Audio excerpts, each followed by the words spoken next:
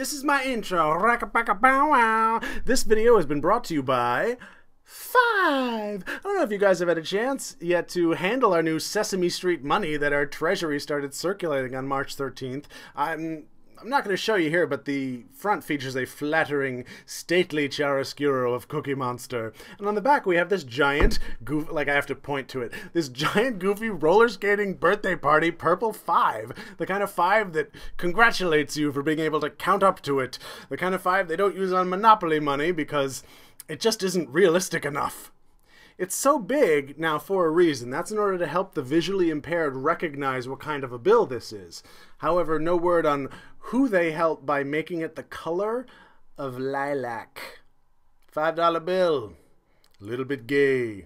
Now I'm going to tell you a story about our money. It was first printed during the Civil War. Before that, the paper cash you had was printed by a bank or a state as a sort of ticket to represent whatever precious metal they were holding on to so people wouldn't have to lug it around. But in order to pay for the Civil War, the Union government got into the game and eventually edged the banks out.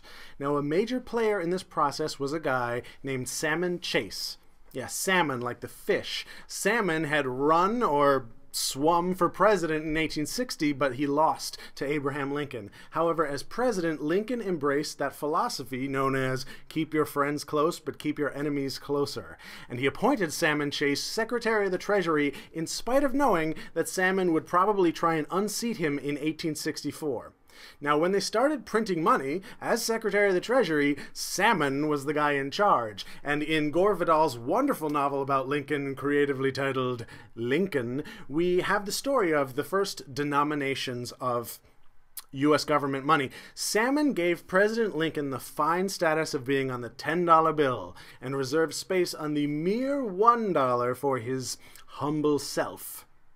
Of course, since the $1 bill was so much more in use, what he had really done was mass-produce a government-sponsored campaign advertisement for himself. Slippery fellow, that Salmon. Well, of course, Lincoln held on to power in 1864, and then he gave Salmon Chase the one job from which you know a political rival will never return. He put him on the Supreme Court.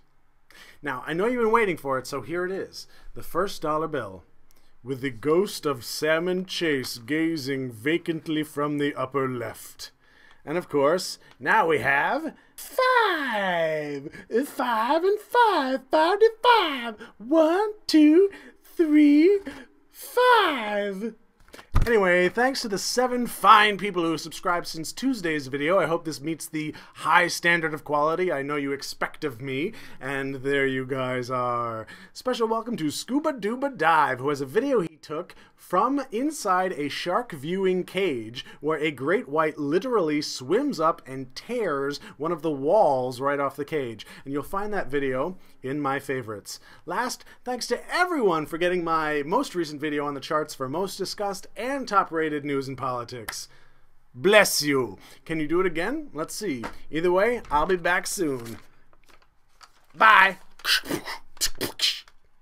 Oh, I showed him the front. Boosh.